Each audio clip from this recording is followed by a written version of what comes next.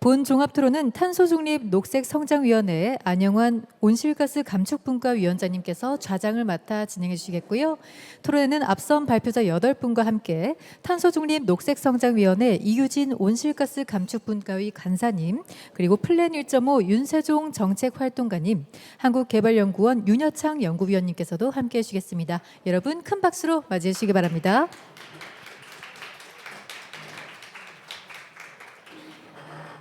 네, 패널 토론 진행 중에 또 경청하시다가 질문이 있으신 분들께서는 마음속으로 잘 새겨두었다가 이후 진행되는 질의응답 때 많은 질문 부탁드리겠습니다. 네, 그럼 토론을 진행해 주실 우리 안영환 분과위원장님께 마이크를 넘기도록 하겠습니다. 네, 안녕하십니까. 토론회 진행을 맡은 숙명여자대학교의 안영환입니다. 모두들 장시간 고생이 많으십니다. 제가 할 수 있는 역할은 예정된 시간대로 5시 50분까지 꼭 끝낼 수 있도록 그렇게 하도록 하겠습니다. 그러면 본격적인 토론에 앞서서 지정 토론자를 다시 한번 소개해 드리겠습니다. 객석 기준으로 해서 제 왼편부터 차례로 소개를 드리겠습니다. 호명되신 분은 자리에서 일어나서 인사해 주시기 바랍니다. 먼저 저희 탄노기 온실가스 감축 분과위의 간사이신 이규진 교수님입니다.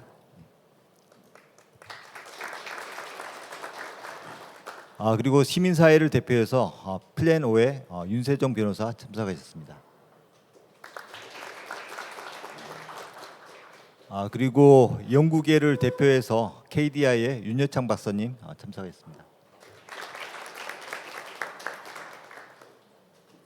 그러면 토론은 다음과 같이 진행하도록 하겠습니다. 먼저 지정 토론자 분들의 의견을 약 10분 내외로 이렇게 듣도록 하고 그 다음에 객석에서 코멘트랑 질문을 받도록 하겠습니다. 그리고 거기에 대한 질의응답을 좀 하고 마지막으로 필요한 경우에 이제 발표하신 분들의 마지막 코멘트라든지 대응 질문에 대한 응답으로 마무리를 하도록 하겠습니다.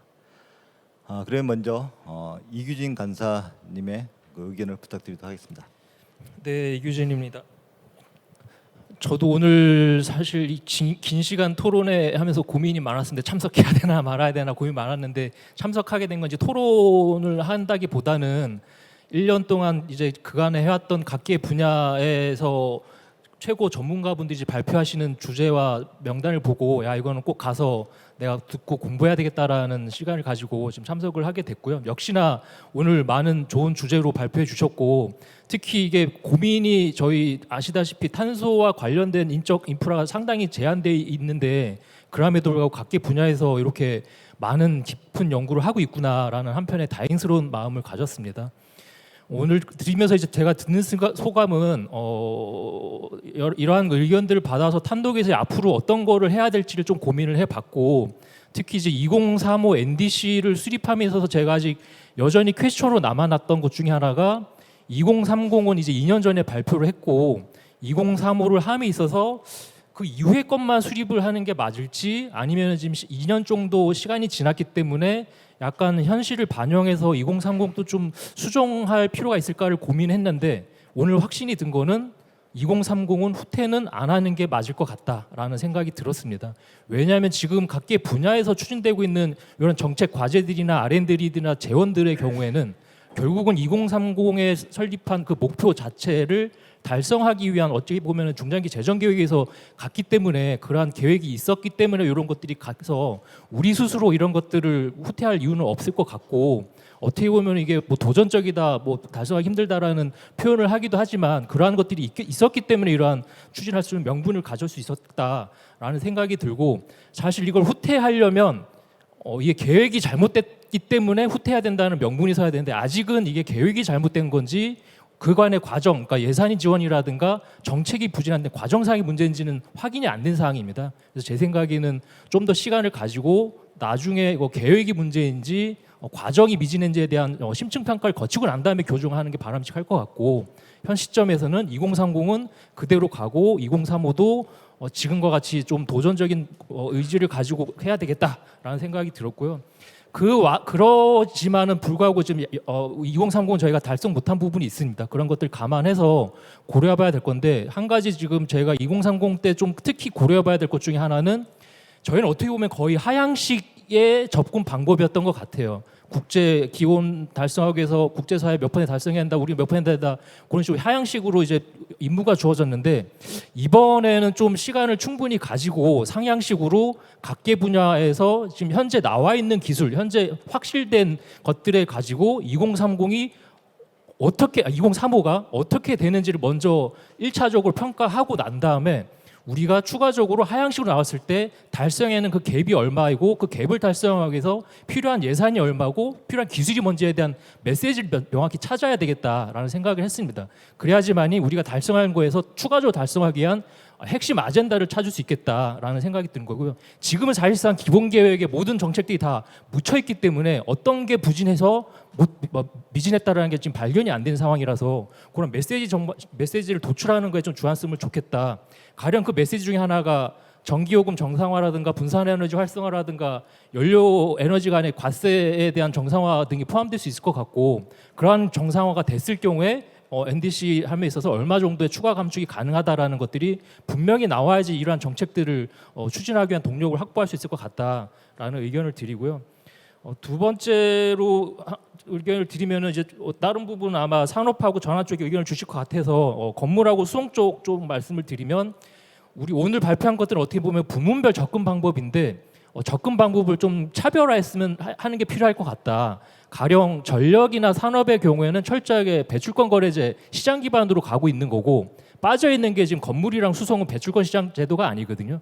그거는 지금과 같이 부문별 접근보다는 어떻게 보면 지역 단위의 접근법이 타당할 것 같다. 왜냐하면은 산업과 전환과 달리 건물과 수송은 결국은 추진해야 된 주체가 지자체이거든요. 실행 주체가 도시 단위이기 때문에 건물하고 수송의 경우에는 특히나 도시 단위의 접근법으로 가야 된다. 특히 저 건물 쪽에 발제해 주신 의견 중에 건축물만 가지고는 달성하는 게 한계가 있고 니얼리 모듈을 쓰신 것 같은데, 그래서 서울시 같은 경우에도 서울시 니즈라는 모듈을 써서 건물 말고 주변 도시계까지 같이 하는 접근법을 쓰고 있고, 특히 수송의 경우에도 아마 잠깐 맨 마지막에 핀란드 사례를 들었지만은, 저희 승용차 450만 대보다 더 중요한 거는 물류거든요. 그래서 운송 버스나 화물, 그래서 그런 것들에 대해서 먼저 우리도 2035 때는 그 운수에 대한 것들이 어떻게 가야 될까라는 것들이 먼저 나와야 되겠다라는 거고, 이제 공통적으로 말씀 주신 게 재원이었던 것 같습니다. 그래서 재원의 경우에도 사실상 정부 재원만 가지고는 이 모든 것들을 하기에는 한계가 있을 것 같습니다. 그래서 앞으로는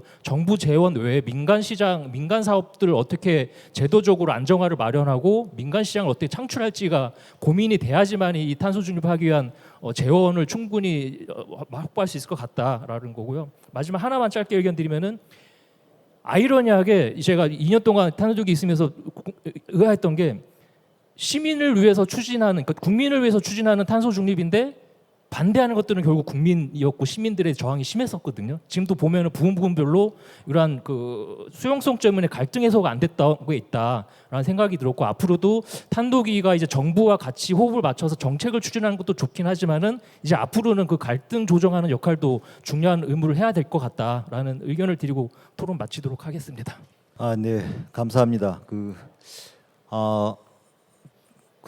저희가 지금 탄노기에서 네 번째 NDC 컨퍼런스를 하고 있는데, 이제 첫 번째 컨퍼런스에서는 이제 하향식 관점에서 주로 우리가 고려해야 될 요소들에 대해서 그때 논의를 했었습니다. 그리고 이제 두 번째 컨퍼런스에서는 우리가 NDC를 설정할 때 고려해야 될 주요 전제들, 어떤 기술 발전이라든지 그 다음에 국제적인 시장 동향이라든지 이런 전제들에 대해서 논의를 했었고, 세 번째는 NDC 이제 설정 방법론에 대해서 논의를 했고, 오늘은 어떻게 보면 이제 바텀업 차원에서 상향식 차원에서 각 부문별로 감축 목표를 설정하는 데 있어서 현실적으로 어떠한 수단들이 있고 어떠한 문제들이 있는지를 지금 검토를 하고 있습니다. 그래서 이제 이규진 간사님은 그런 어떤 하향식 접근과 상향식 접근의 갭이 일부 발생할 수 있는데, 그 갭을 채울 수 있는 게 결국은 이제 어떻게 보면 좀 더 도전적인 기술, 그리고 어떤 재정 금융적인 지원들을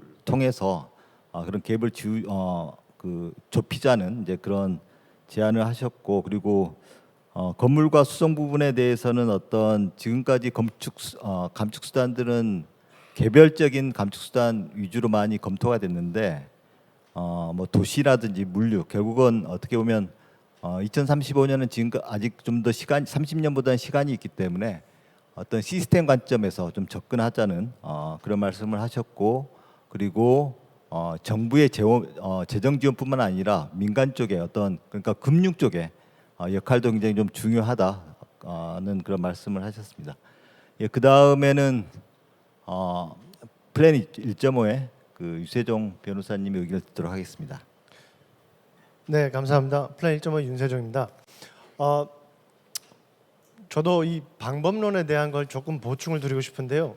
저희가 이 시민사회에서 활동하고 있기도 하지만 이 청소년들 원고를 대리해서 헌법재판소 이 소송을 진행했던 담당 변호사이기도 합니다. 그래서 헌재 결정이 난 이전과 이후에 우리 NDC 논의는 사실 달라져야 되고 달라지지 않을 수가 없는 상황인데요.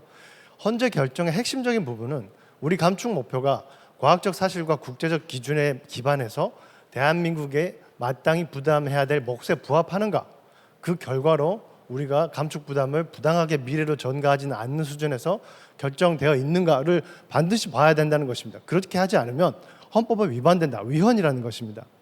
결국은 우리가 얼마나 감축할 수 있지, 이 정도는 우리가 감당할 수 있는가라는 관점뿐만 아니라 이 정도를 감축하면 우리는 괜찮은가, 이 정도로 감축했을 때 예상되는 기후변화의 수준, 그 피해가 사회가 감당할 만한가라는 사실은 훨씬 더 큰 질문을 저울에 놓고 이 두 개를 비교해야 되는 과정이고요. 그렇기 때문에 상향식, 각 부문별로 무엇을 할 수 있는가가 한쪽 저울에 있다면 그렇게 하면 우린 진짜 괜찮은 건가? 라는 것이 반대쪽 저울에 있어야 되는 상황입니다. 그래서 이 두 가지의 균형적인 접근이 필요하고, 그래서 앞에 이제 이 작업반에서도 임재규 교수님께서 발제해 주실 때 상향식과 백캐스팅이 그 하향식 접근 방식인 거죠. 이 두 개를 조합해서 한다라는 방법론을 설명해 주셨지만 오늘 대부분의 논의는 상향식에 집중이 돼 있던 것 같습니다. 그래서 이 하향식이라는 게 단순히 어떤 레퍼런스 차원이 아니라 규범적으로 사실은 가장 상위의 규범인 헌법적으로 요구되는, 지금 피할 수 있는 주제가 아니라 반드시 다뤄야 되는 주제다. 이 두 개의 균형이 필요하다는 점을 먼저 말씀드리고 싶고요. 그리고 오늘은 부문별 얘기가 나와서 이제 산업 부문에 관한 말씀을 좀 드리고 싶은데요. 이런 상향식 방법론이 가장 많은 논쟁을 불러일으켰던 게 바로 작년 탄소중립 기본 계획 논의 당시에 산업 부문에 관한 것이었습니다. 왜냐하면 산업 부문에서 감축 잠재량이 너무 적다, 하향해야 된다라는 강한 의견이 있었고 거기서 많은 논쟁이 있었는데요. 그게 결국은 지금 산업 부문에 대해서는 각 업종별로 기준 전망, 이른바 BAU, 비즈니스 애즈 유주얼로 우리가 갔을 때는 이 정도를 배출할 텐데 우리가 감축을 해야 되니까 이런 기술로 이만큼 감축할 수 있겠다, 이런 방법으로 기준 전망과 감축 잠재량을 계산하고 있기 때문입니다. 근데 이 비즈니스 애즈 유주얼이라는 개념이 지금 타당한가라는 게 사실은 좀 철학적인 질문인 것 같습니다. 이제 유주얼은 없습니다. 기후변화가 존재하지 않았더라면 우리는 이렇게 갔을 텐데 기후변화가 있어서 우리가 감축을 해야 되니까 줄여야 된다라는 가정 자체가 성립하지 않는 것이죠. 92년에 유엔 협약이 체결되고 파리 협정이 체결된 지 10년이 지나갑니다. 유주얼은 없습니다. 너무 많은 규제가 이미 시행 중이고 국제 무역 질서도 다 바뀌고 모든 전제들이 바뀌고 있는 상황에서 비즈니스 애즈 유주얼이라는 것은 사실 허구에 가까운 개념이 아닌가. 오히려 이런 걸 없을 때 기준 전망이라는 게 오히려 우리의 감축 잠재량, 감축의 의지를 더 약화시키고 있는 걸림돌이 되지는 않는가라는 그런 큰 우려가 있습니다. 왜냐하면 작년 탄소중립 기본계획을 논의할 때 산업 부문의 이 전망이 사실은 납득되지 않는 부분이 많았습니다. 넷제로를 달성하기 위해서는 전 세계적으로 석유의 수요는 20% 이상 감소한다, 2030년까지라고 돼 있었지만 우리 정유업계는 전혀 감소할 필요가 없다라는 게 우리 산업연구원의 전망이었고요. 시멘트 수요는 감소한다. 그렇지만 우리 시멘트 업계의 생산량은 줄어들지 않을 것이다. 왜? 남는 부분은 중국으로 수출할 것이다 라고 했었습니다. 석유화학이 제일 컸습니다. 석유화학이 사실 가장 큰 논쟁이 있었는데요.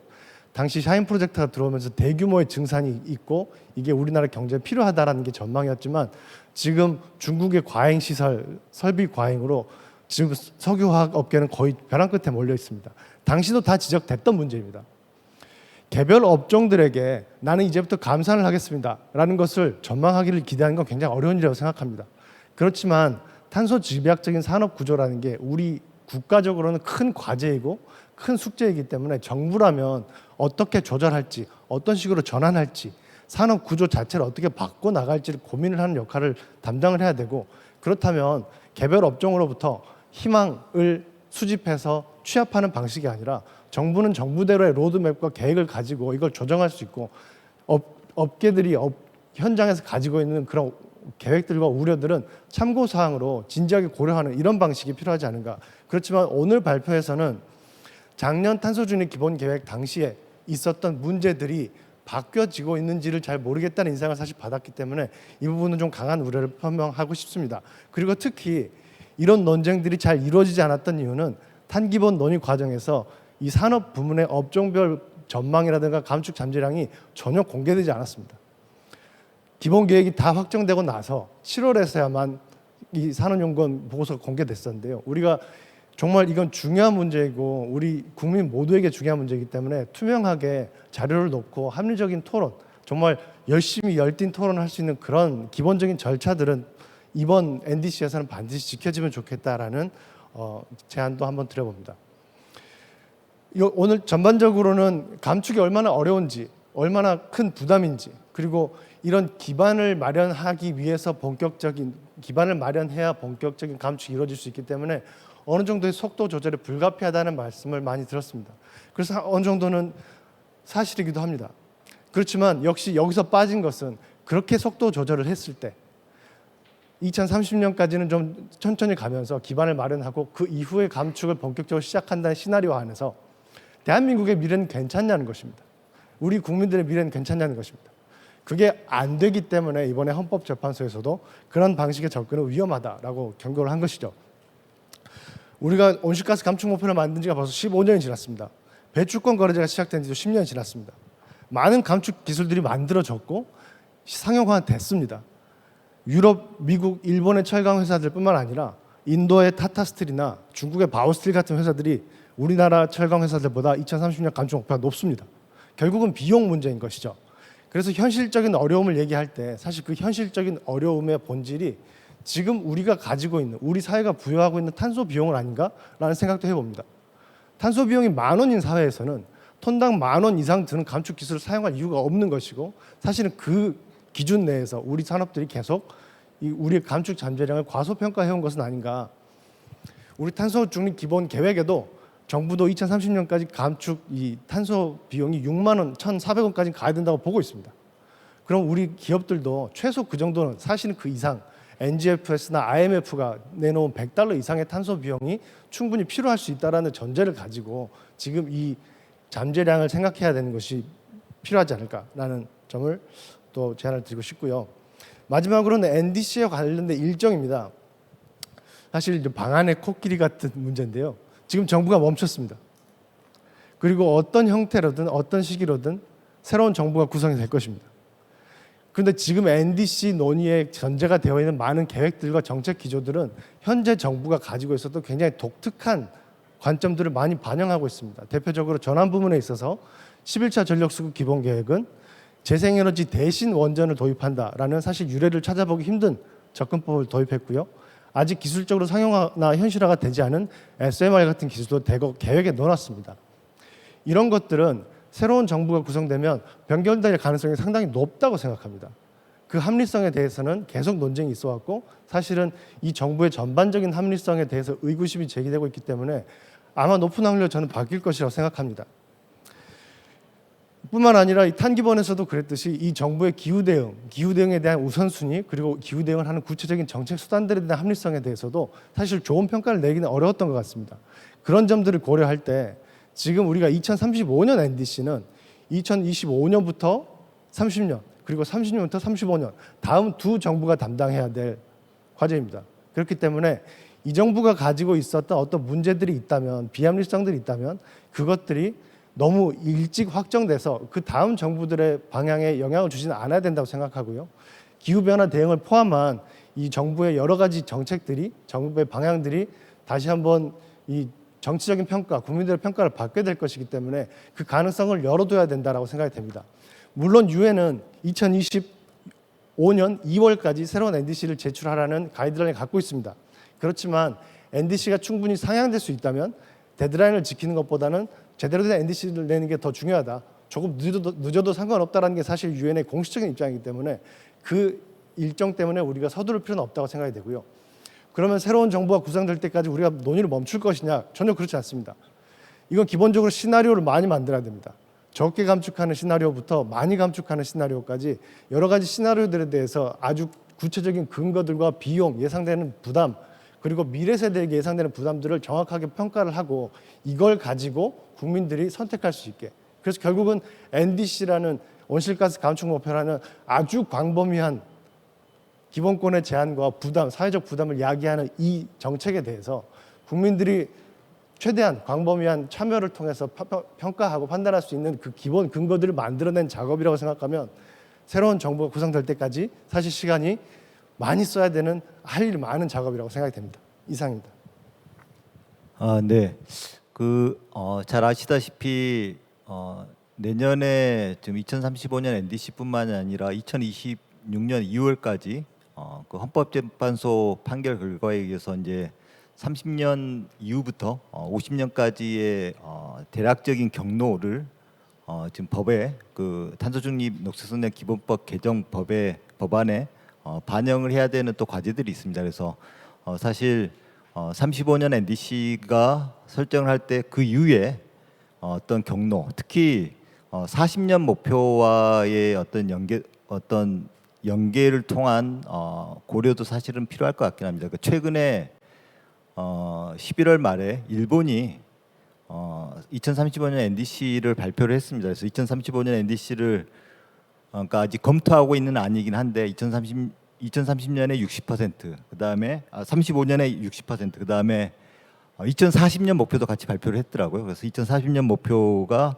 78% 정도 이렇게 발표를 했는데 우리나라도 그 헌법재판소 결국은 뭐 NDC를 아마 먼저 결정을 하긴 해야 되겠지만 결국은 그 이후에 40년 그 이후의 경로까지도 같이 고려를 해야 되는 그런 상황이라는 건 저도 다시 한번 좀 말씀을 드리고 싶고, 그리고 산업 부분에 이제 그 감축량, 감축 목표 설정 방법과 관련해서 좀 말씀을 주셨습니다. 그래서 지금까지는 이제 베이스라인을 설정을 하고 베이스라인에서 어느 정도 감축할 수 있는지, 하지만 이 베이스라인에 대해서 논란이 좀 많기 때문에 앞으로 2035년 NDC를 수립할 때는 의견 수렴 과정부터 좀 데이터를 좀 공개를 해서 같이 논의를 했으면 좋겠다, 이제 그런 말씀을 하셨고, 그리고 어떤 그 산업 구조 전망도 얘기를 하셨는데 그 부분은 매번 항상 이슈가 됐던 부분입니다만 현실적으로 그걸 참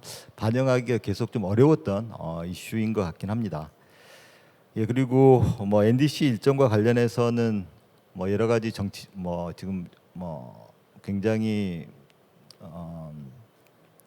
유동적인 정치적인 상황 때문에 뭐 근본적인 것부터 다시 좀 검토를 해봐야 되지 않느냐, 뭐 그런. 그리고 근데 실무선에서는 여러 가지 시나리오를 많이 개발을 해놓는 게 좋을 것 같다, 그런 의견을 주셨습니다. 예, 그 다음은 윤유창 박사님의 의견을 듣도록 하겠습니다. 네, 안녕하세요. KDI 윤여창입니다. 오늘 다양한 부분의 의견과 현황을 들을 수 있는 좋은 기회가 마련되어서 좀 많은 것들을 배울 수 있었습니다. 앞서 이야기가 잠시 나온 것처럼 결국 지금 2035년 NDC 혹은 그 이후에 탄소 중립을 달성하기 위한 목표를 이제 제시해야 되는 상황이고, 뭐 부문별 산업별 다양한 그 정책들이 오늘도 많이 논의가 됐지만 또 전반적으로는 그럼 어떤 정책들이 필요할까에 대해서도 생각해 볼 필요가 있습니다. 기본적으로 지금 2030년 NDC보다 조금 더 보다 강화된 목표들이 제시될 예정이기 때문에 우리나라에 물론 많은 정책들이 있지만 이렇게 파편화된 정책보다는 조금 더 연계성 있고 그 감축 목표에 걸맞는 좀 강화된 정책 패키지가 마련될 필요가 있어 보입니다. 우선 이제 기후 정책의 인센티브 구조에 대해서 조금 생각해 볼 필요가 있습니다. 우선 기후 정책의 인센티브 구조는 크게 두 축으로 나뉩니다. 하나는 이제 탄소 를 배출하는 그 비용을 부과하는 탄소 가격 제도처럼 조금 더 직접적인 인센티브를 제시할 수가 있고요. 또 한편으로는 전반적인 감축 비용 자체를 완화해서 감축을 유도하는 지원 정책이 있을 수 있습니다. 탄소 가격 제도 같은 경우에는 이제 우리나라에서 이미 많이 운영을 하고 있는 이제 배출권 거래제가 가장 대표적이고, 현재 배출권 거래제는 이제 4차 계획 기간을 이제 논의하고 있습니다. 하지만 이제 배출권 거래제가 우리나라 국가 온실가스 그 배출량의 이제 75%를 담당하고 있지만 여전히 놓치고 있는 25%의 그 배출량이 있고, 이 부분은 앞서 이야기 나온 것처럼 대부분 건물과 수송에 해당됩니다. 따라서 이 건물과 수송 부분에 그 해당되는 일종의 암묵적인 탄소 가격 제도라고 할 수 있는 이 에너지 세제의 이제 개편이 무엇보다도 중요하다고 할 수 있습니다. 사실 쉽지는 않은 문제가 될 수 있지만 우리가 탄소 중립에 대해서 좀 더 진지하게 고민을 한다라면 이러한 그 문제에 대한 논의는 좀 피할 수 없을 거라고 생각을 합니다. 우리나라 에너지 세제 같은 경우에는 뭐 제도적인 복잡성이나 법적 안정성이 떨어지는 문제들도 많이 지적되어 왔지만 무엇보다도 현 시점에서 중요한 것은 좀 탄소 가격을 반영하는 방향으로 이제 에너지 세제가 이제 개편되어서 인센티브가 강화될 필요가 있다라는 점입니다. 그리고 또 한편으로 생각을 해볼 수 있는 문제는 이제 유류세 인하 문제입니다.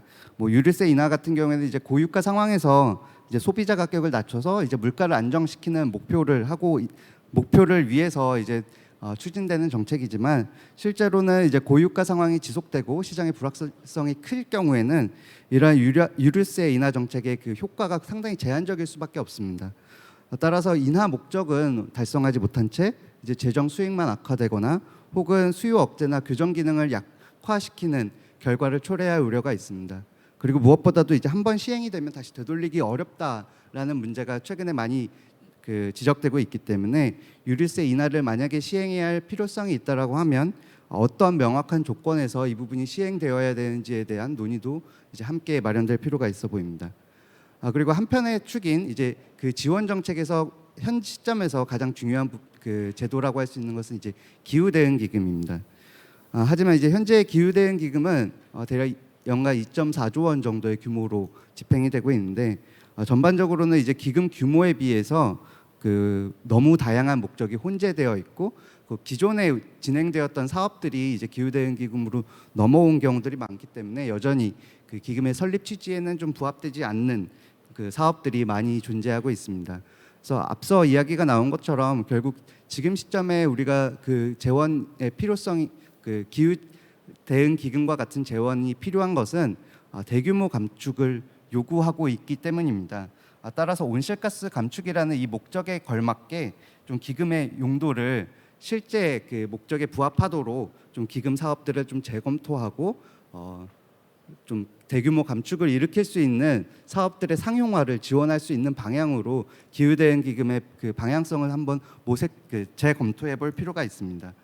또한 총괄부처와 이제 집행부처가 좀 다르기 때문에 실제로 사업 성과에 대한 관리가 좀 잘 이루어지지 않는 부분도 있고, 또한 뭐 순환경제와 같이 어떤 한 부처만의 문제가 아닐 경우에는 그 통합적인 접근이 좀 어려운 부분도 있기 때문에 좀 그 기금의 이제 거버넌스에 대한 검토 역시 함께 필요할 것으로 보입니다.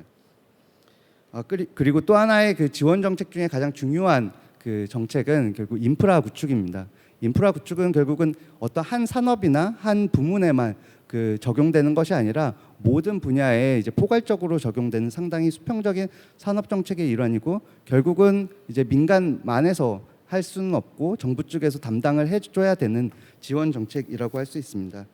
물론 이제 전력망이나 수소 등과 같은 이제 좀 물리적 인프라가 필요한 부분도 상당히 있을 것이고요. 또 한편으로는 이제 전력 시장과 같이 시장 인프라가 구축이 되어야 되는 부분도 있을 것입니다. 앞서 이유수 박사님께서 말씀해 주신 것처럼 지금 전기화나 이제 뭐 저탄소 전환에 의해서뿐만 아니라 디지털 전환에 의해서도 상당히 많은 전력 수요가 발생하고 있는 상황이기 때문에 이런 전력 시장 구조가 이런 그 재생에너지가 좀 지속 가능하게 확대될 수 있는 구조로 개편될 필요가 있어 보입니다. 뭐 공급 안정성이나 유연성에 대한 이 별도의 기능에 대한 보상 체계를 마련하는 것 역시 중요할 것으로 보이고요. 그 가격 기능을 좀 강화할 필요가 있을 텐데 이 경우에는 사실 여러 가지 선결 과제도 함께 존재할 것입니다. 뭐 정산 조정 개수의 폐지라던가 아니면 그 규제기관이라고 할 수 있는 정기위원회의 그 기능을 좀 다시 강화할 필요가 있다든가 여러 가지 선결 과제가 함께 마련될 필요가 있어 보입니다. 그리고 또한 그 이런 중앙 전력 시장뿐만 아니라 결국은 이제 기업들이 재생에너지를 좀 쉽게 구매하고 뭐 기업뿐만 아니라 건물이나 나아가 수송 부분에 있어서도 그 재생에너지와 같은 청정에너지를 쉽게 구매할 수 있도록 중앙 전력 시장 외의 이제 전기신 사업 역시 함께 활성화될 필요가 있어 보입니다. 네, 여기까지 하겠습니다. 감사합니다. 네, 나중에 그 NDC를 달성하는 데 있어서 필요한 같이 제시돼야 되는 어떤 정책 패키지에 대해서 주로 말씀을 주셨습니다. 그래서 지금 산업과 전환 부분은 배출권 거래제에 포함되어 있는데 그 포함되어 있지 않은 나머지 부분에 대해서는 에너지 세제 개편이 필요하다. 그리고 이제 예를 들어서 이제 특히 뭐 유류세 인하 같은 경우에는 지금 좀 적절치 않은 그 뭐 한시적으로 그 도입이 돼서 이용이 되고 있지만 한번 시행을 하면 사실 다시 좀 돌이키기도 약간 어려운 그런 성격을 가지고 있다고 좀 말씀을 해주셨고 그리고 기후 대응 기금도 지금 여러 가지 지원 사업들이 혼재돼 있는데 이것도 좀 감축에 좀 더 초점을 맞춘 형태로 좀 정리가 될 필요 있다는 말씀을 주셨고 그리고 뭐 산업 오늘 철강이라든지 석유화학 뭐 시멘트 쪽에서 말씀하신 것처럼 산업계가 할 수가 있는 거 있고 또 정부가 인프라 구축을 통해서 지원해 줘야 될 것이 있는데 그런 물리적 특히 그린 에너지와 관련된 그 물리적 인프라를 정부가 구축하는 역할은 굉장히 중요할 것 같습니다. 그리고 그런 물리적 인프라뿐만이 아니라 이제 시장과 관련된 인프라도 앞으로 탄소 중립에 적합하게 개편하는 데 있어서 중앙 시장도 필요하고 어떤 지역에 분산된 그런 시장도 필요하다는 그런 의견을 주셨습니다. 그러면 그 지정 토론자 분들의 의견은 다 들었고 그 다음에 혹시 객석에서 의견이라든지 아니면 질문이 있으면 받도록 하겠습니다. 그 손을 들어주시면 마이크를 드리고 그리고 좀 소속과 이름을 말씀해 주시고 의견을 말씀하시면 되겠습니다. 네, 안녕하세요. 사단법인 넥스트 김수강 연구원입니다. 저는 이제 산업연구원 이재윤 실장님께 질문이 있습니다. 오늘 석유화학 산업이 다뤄지지 않아서 이제 석유화학 산업의 목표 배출량에 대한 질문을 드리고 싶은데요. 2030 NDC 수정안에서 석유화학 부문의 목표 배출량이 대폭 상향되어서 산업 부문의 목표 배출량이 증가하게 되었고, 그리고 그것은 이제 샤인 프로젝트로 인한 증설이라든지 석유화학 산업의 긍정적인 BAU에 따른 결과였습니다. 그런데 이제 현재 정부 차원에서 석유화학 산업의 구조조정이 논의되고 있는 상황인데 이런 현재를 반영해서 2035년 석유화학 산업 부문의 목표 배출량이 어떻게 도출될 예정인지 궁금하고 또 그것이 2035년 산업 전체 부문의 목표 배출량에 어떤 영향을 줄 예정인지 질문 드리고 싶습니다. 네, 그 다음에 뭐 다른 질문이나 의견 있으십니까? 뭐 질문을 한 두세 개 받고 그 다음에 답변을 드리는 걸로 그렇게 하겠습니다. 예.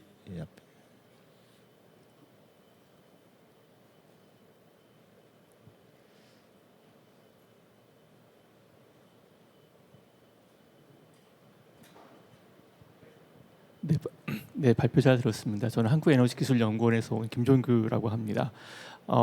그 제조 업종별로 많은 말씀을 하셨는데요. 실제 저희가 궁금한 거는 연료의 대체라든가 아니면 공정의 변경을 통해서 실제로 NDC에 얼마만큼 기여할지를 잘 모르겠더라고요. 그래서 굉장히 많은 대체 방안이 있고 감축 방안이 있는데 그렇다라고 한다면 기술의 개발이라든가 아니면 연료의 변경을 통해서 그 감축할 수 있는 실제 감축할 수 있는 그런 비중이 다 다를 텐데 이제 그런 부분에 대해서 각 업종별로 어떻게 그런 계획을 세우고 있으신지가 궁금하고요. 또 한 가지는 저희가 NDC라고 하게 되면 어쨌든 온실가스 감축 측면에서 봤을 적에 각 업종별로는 아마 공통적일 텐데요. 자체 신재생 에너지에 대한 설치와 그거를 이용한 이제 자체 에너지 생산이 되겠죠. 그거가 과연 NDC 측면에서 어느 만큼의 비중을 차지하고 계실지, 어느 만큼을 계획하고 계실지가 좀 궁금합니다. 그거에 대해서 말씀해 주시면 감사하겠습니다. 제 첫 번째 질문 다시 확인하면 그러니까 각 업종별로 공정 개선을 통해서 어느 정도 감축할 수 있는지에 대해서 질문하신 겁니까? 됐건 아니면 전기로를 사용하시는 방법이 됐건 그게 실제로는 예를 들어서 전기로를 쓰겠다라고 한다면은 아니 그 수소 환원 제철이라고 한다면은 연차별로 아마 그 기술 성숙도가 있을 것 같아요. 그렇다라고 한다면 우리가 30이 됐건 35년 뒤 NDC가 됐건 과연 그 시점에 탄소 감축 NDC 상에서 얼마만큼의 비중을 갖고서 그게 진행이 될지 그때 상태 그러니까 기술별로 아니면 그 감축 방안별로 그런 그 절감 비중이 있을 것 같은데 그런 것도 같이 고민하고 계시는지가 좀 궁금합니다. 그러니까 2035년에 감축 방안별로 감축 잠재량이 어느 정도 나오는지에 대해서 어떻게 접근하고 있는지 말씀하시는 겁니까? 예. 그리고 두 번째 질문은 그 감축량의 어떤 그 업종별 자체적으로 신재생 에너지를 활용하는 그 수단들이 포함되어 있는지 여부에 대해서 질문하신 거고요.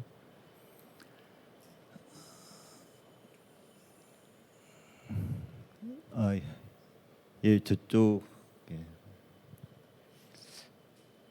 우선 그러니까 세 번째 질문까지 받고 답변을 드리는 걸로 그렇게 하겠습니다. 예, 경북대 건설기획원의 이근우라고 합니다. 제가 질문드리는 건 유엔 환경계획에 따르면 건물과 건설 부분에 배출되는 탄소 배출량이 38%라고 이야기를 해서 선진국에서는 대단히 건물과 건설에 투자를 많이 하는 것 같은데 우리나라 계산법은 예를 들어 시멘트도 별도 산업으로 떼서 건축이 매우 낮은 비중으로 좀 평가가 되고 있고 그러므로 인해서 예를 들어서 환경부에서도 전체 예산의 20% 정도를 자동차에 투자하는데 건물 부분에 대한 투자는 매우 작지 않나는 생각이 들어서 그게 우리나라만의 고유한 계산법인지 좀 그런 분류가 올바른 방향으로 가는 건지 또 이제 건물에 대한 투자에 대해서는 지금부터 지어도 30년 뒤에 결과가 나타나는데 조금 선진국들에 비해서 소홀하신 분이 있는 건 아닌지 좀 궁금해서 말씀을 좀 여쭙고 싶습니다. 예, 알겠습니다. 그러면 우선 첫 번째 그 석유화학 업종의 그 그러니까 감축 잠재량과 관련해서 뭐 기존의 그러니까 이것도 결국 베이스라인 설정 문제 그리고 어떻게 보면 석유화학 업종에 있어서 공급 과잉이 구조적으로 계속 지속될 것인가의 문제, 뭐 그런 문제들이랑 좀 연관이 있는 것 같습니다. 그 문제에 대해서 이재윤 박사님의 답변을 좀 요청드리고 그다음에 두 번째 아까 질문에 대해서는 각 업종별로 답변할 수 있는 사항들이 있으면 답변해 주시면 될 것 같습니다. 그리고 세 번째 질문에 대해서는 그 이승원 박사님께서 좀 답변을 해주시고 만약에 필요하다면 뭐 제가 보충할 수 있으면 보충하도록 하겠습니다. 그러면 먼저 이재윤 박사님 부탁드립니다.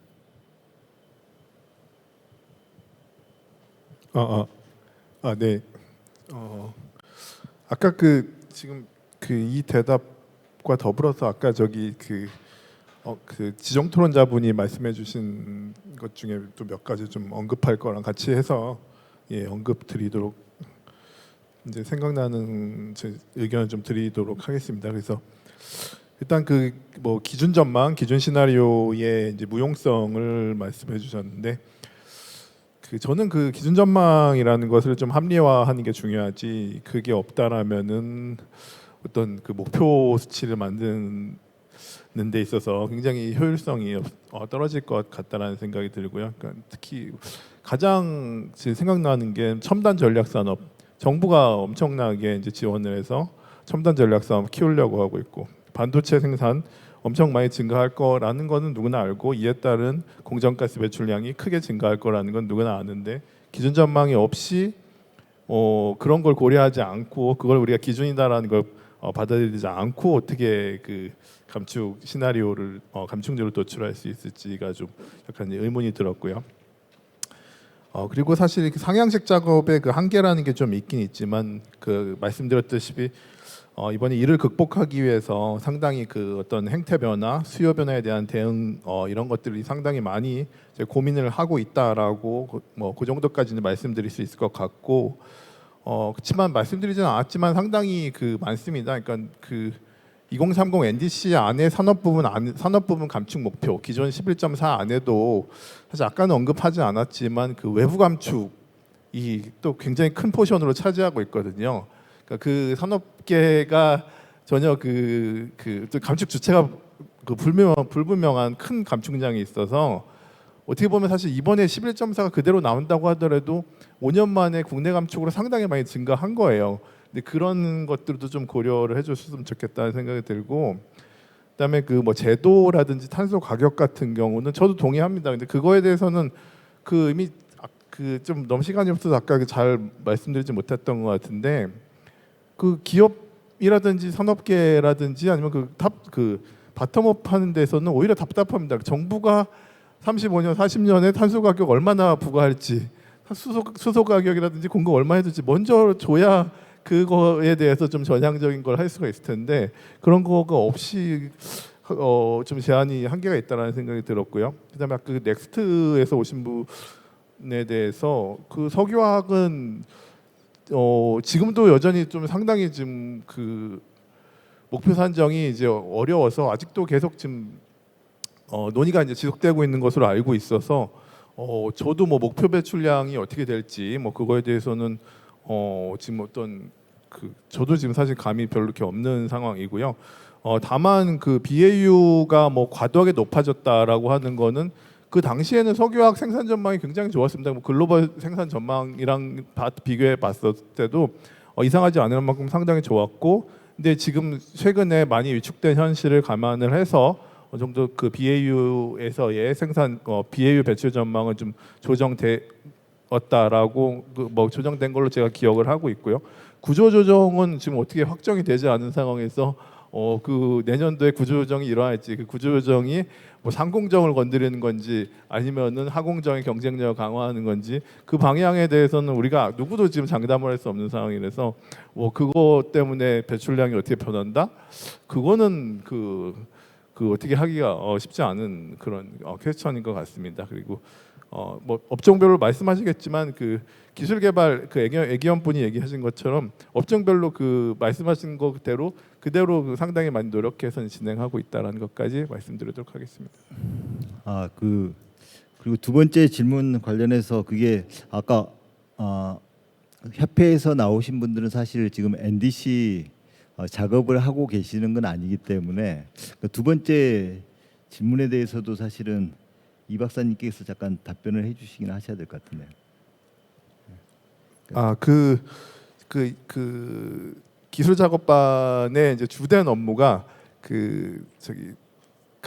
특히 뭐 산업분과 같은 경우에서는 산업분과의 각 업종별, 각 분야별로 감축 기술, 주요한 감축 기술들이 어떤 게 있는지, 그다음에 뭐 과기부라든지 산업부라든지 뭐 환경부라든지 거기서 지금 계획하고 있는 R&D 계획은 R&D 로드맵은 어떤 것이 있는지 우선 그런 것부터 본 다음에 그것에 이제 진척 속도들을 반영을 해서 그게 어느 정도 그 중에서 어느 정도를 감축 장제량을 연도별로 잡을 수 있을지 그 작업이 사실은 거의 이제 핵심이라고 할 수가 있겠고, 다만 거기에 있어서 좀 장애 요인이 무엇인지 너무 힘들 것 같은 경우에 있으면 좀 보정도 하고 장애 요인이 있으면 이런 거에 대해서 제도적으로 필요하다라는 그런 걸 좀 전제를 달고 하기 때문에 지금 말씀하신 작업은 굉장히 열심히 진행해 왔다. 그렇지만 그게 공개될지 안 될지는 저는 뭐 그거에 대해서는 잘 모르겠지만 굉장히 또 여러 외부 전문가들을 또 같이 모시고 굉장히 많이 진행해 왔다라고 말씀드릴 수 있을 것 같습니다.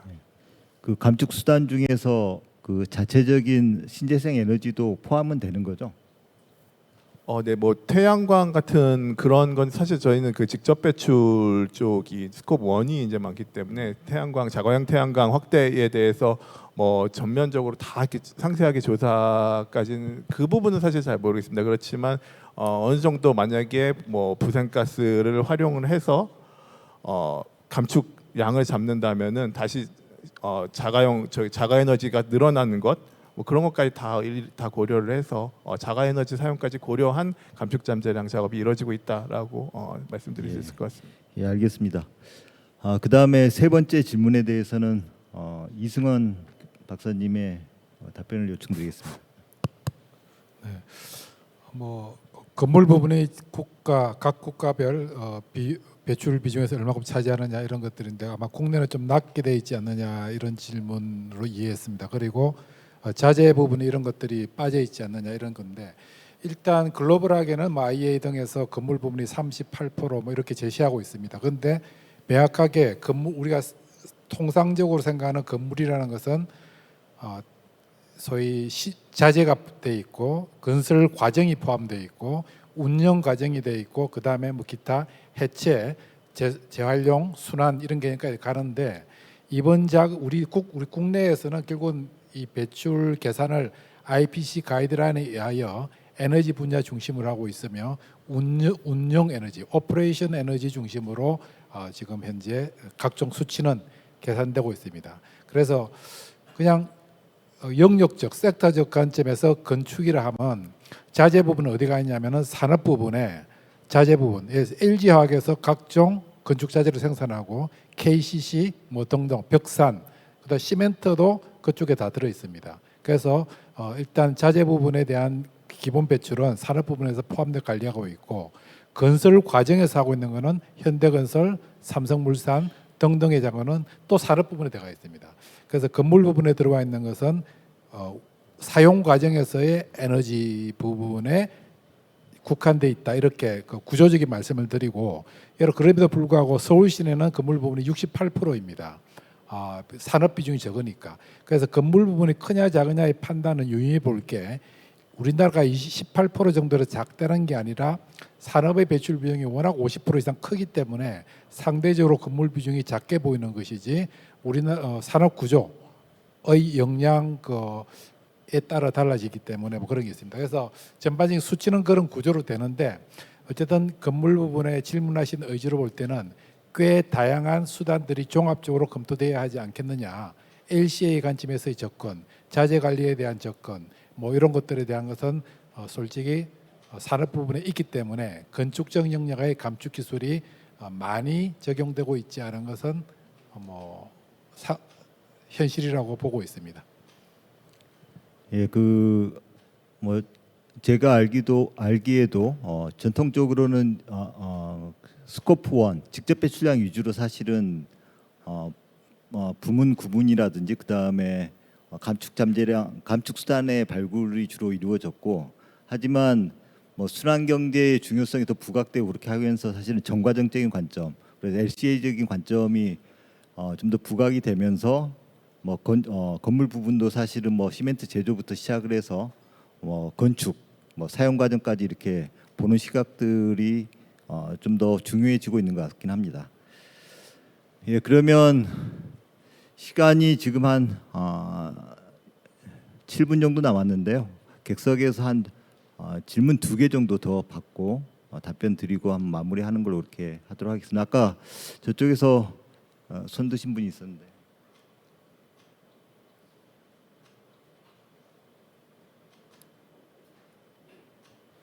네, 기후 전문 매체 그린이움의 윤원석 기자라고 합니다. 질문이 좀 있는데요. 그 브라질 같은 경우에는 2035 NDC로 그 단위 값이 아닌 범위 값을 제시했는데 혹시 한국 역시 이게 기술 개발의 불확실성이나 뭐 지정학적 갈등 이런 거를 우려해 가지고 그렇게 정한 걸로 알고 있거든요.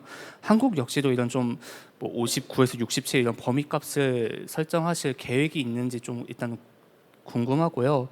혹시 지금 오늘 오신 협회 관계자님들이 정말 R&D를 많이 말씀해 주셨는데 탄노기 차원에서 2035년 감축 목표 달성을 위해서 R&D가 지금 이 정도는 좀 필요할 것 같다. 좀 이런 좀 작업이 같이 병행되고 있는지 궁금합니다.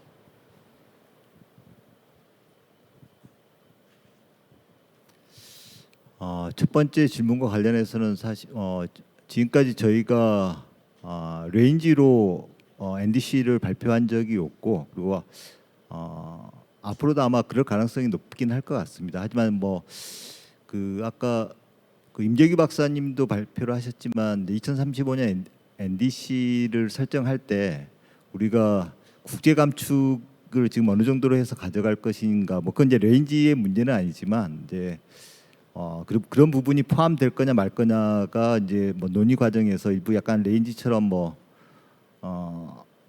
고려는 될 수 있겠지만 최종적으로는 아마 레인지 형태로 나올 것 같지는 않습니다. 그리고 뭐 R&D가 어느 정도 필요한가에 대해서는 사실 뭐 과학기술부에서 그 탄소중립 100대 기술 선정해가지고 계속해서 진행을 하고 있고, 근데 뭐 아마 예산은 앞으로 더 많이 지금 쓰고 있는 것보다 더 많은 예산들이 좀 투입이 돼야 되지 않을까, 그렇게 생각이 됩니다.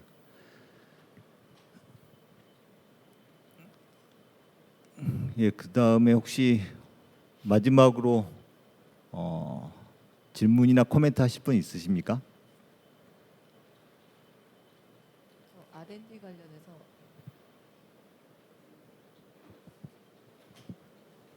R&D 관련해서 말씀드리면 수소환원 제철 같은 경우에는 지금 현재 기초 설계 연구를 하고 있습니다. 그 탄소 중립 기술 예타가 진행이 된 거였었고요. 그리고 상용화와 관련된 예타가 지금 현재 다시 진행 중에 있는 상황이고, 그게 내년에 확정이 되면 예산이 26년 상반기 정도에 예산 집행이 될 거로 생각이 됩니다. 성공적으로 예타가 전부 다 진행이 된다라고 했을 때요. 그리고 아까 그 두 번째 질문 주신 분이 이제 수소환원 제철 관련된 말씀을 주셔서 그 저희가 R&D 하고 있는 거에 지금 35년까지 상용화를 위한 연구 개발을 한다라고 돼 있고 36년 이후에 단계적으로 설비 전환한다라는 계획으로 되어 있습니다. 그리고 그 수소 환원 제철할 때 수소 가격이 정말로 중요합니다. 저희가 뭐 기술 개발을 열심히 하겠지만 수소 가격이 얼마나 경제적인 가격으로 공급될 수 있느냐는 사실 어디에서도 지금 제시되고 있지 않는 상황이기 때문에 업계에서 2035 NDC에 그 부분을 반영하기는 어렵다라고 생각하고 있습니다. 그리고 전기로 관련된 부분도 말씀 주셨는데요. 아까 발표에서도 말씀드렸지만 전기로를 할 때 원료가 철 스크랩인데 철 스크랩 관련된 거는 저희가 국내에 자급하지 못하는 상황에 있고 철 스크랩을 어떻게 조달할 수 있을까라는 부분에 대해서 업계에서도 여러 가지 방안을 고민하고 있습니다. 뭐 해외 HBI 공장을 투자하는 방법도 고심을 하고 있고요. 여러 가지 원료 조달 문제와 같이 맞물려서 그 어떤 감축량 산정이 될 수 있을 걸로 보입니다. 예, 감사합니다. 그러면 그 마지막으로 저희 그 발표하신 분들 중에서 그 임재규 박사님의 뭐 코멘트 듣고 이렇게 마무리하는 걸로 그렇게 하도록 하겠습니다. 네, 그 제가 드리고 싶은 말씀은 한 가지만 말씀드리겠습니다. 그 정부가 수립하는 목표와 계획은 항상 롤링을 하도록 되어 있습니다. 그렇죠? 그 우리나라의 2030년 목표도 2년 전에 수립을 하면서 나름 여러 가지 작업을 통해 가지고 우리가 이 경로도 만들어내고 30년에 2018년 대비 40%는 야심찬 목표를 세운 거죠, 그렇죠? 그 2년 후에 국제사회의 요구에 의해 가지고 우리는 35년 목표로 수립을 지금 목표를 하고 지금 목표 작업 수립 작업을 하고 있습니다. 그렇다면 그 2년 동안에 여러 가지 지금 상황이 발생을 했습니다. 그렇다고 그러면은 2030년 목표, 2035년 목표가 당연히 2030년 목표보다는 보다 진전된 목표가 돼야 되는 건 맞겠죠, 그렇죠? 그렇지만은 그 35년까지 가는 경로는 바뀔 수 있다는 겁니다. 왜? 계획과 목표는 계속해서 롤링이 되는 거니까요, 그렇죠?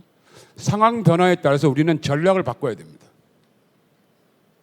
따라서 제가 말씀드리고 싶은 것은 35년 목표가 30년보다 분명히 진전돼야 되는 건 맞지만은 그 가는 경로에 대해서는 우리는 다시 한번 생각을 해봐야 된다는 겁니다. 우리가 더 잘할 수 있으면 30년 목표보다 더 많은 감축을 할 수도 있고 못하면은 또 못할 수 있는 여러 가지 여건을 반영을 해서 나름대로 우리가 목표와 이 목표를 설정을 해야 된다. 그 경로를 설정해야 된다. 이 목표 설정에는 신념과 그다음에 믿음이 또 반영이 되어야겠지만 항상 뭐를 생각해야 되냐면은 실현 가능성을 우리는 생각을 해야 된다는 겁니다. 제 말씀은 이 정도로 하겠습니다. 그 못하는 건 후퇴를 의미하는 건 아니죠? 그건 아닙니다. 예, 알겠습니다. 그러면 뭐 탄소 중립 정책에 있어서 정치적인 리더십이 굉장히 중요한데 지금 정치적인 상황은 매우 지금 혼란스러운 상황입니다. 그러면 뭐 아까 윤세종 변호사께서도 말씀을 하셨지만 결국 저희 선에서 최선을 다할 수 있는 건 결국 다양한 시나리오들에 대해서 좀 탄탄하게 만드는 게 가장 좀 중요한 일이지 않을까 그렇게 생각이 됩니다. 그래서 아마 탄노기의 뭐 그 구성도 앞으로 어떻게 될지 약간 좀 불확실한 측면은 있긴 있지만 그래도 뭐 지금 유지되는 하에서는 그 환경부라든지 다른 기술 작업반과 같이 협력해서 다양한 시나리오를 최대한 합리화시킬 수 있도록 그렇게 노력을 하도록 하겠습니다. 이상으로 오늘 토론을 마치도록 하겠습니다. 감사합니다. 네, 고맙습니다. 여러분 큰 박수로 함께해 주시기 바랍니다.